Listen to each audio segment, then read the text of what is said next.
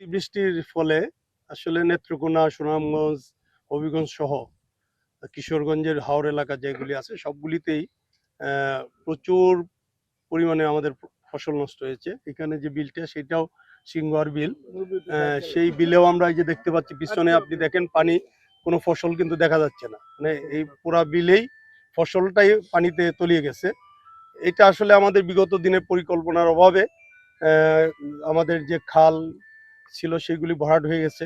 বিলগুলি আসলে আমাদের যে বিলগুলিতে পানি থাকতো সেইগুলির গভীরতা কমে গেছে এবং নানান এবং পরিকল্পনাবিহীন কিছু রাস্তাঘাটের কারণে আজকে পানি এই জলাবদ্ধতা কমানোর জন্য আমরা দীর্ঘস্থায়ী আমাদের ইতিমধ্যে দেখেছেন যে আমরা খাল খনন কর্মসূচি সহ বিলের গভীরতা বাড়ানো সহ বিভিন্ন প্রকল্প আমরা হাতে নিয়েছি। ইতিমধ্যে নেত্রকোনাতে আমরা 2টা খালের উদ্বোধনও করেছি।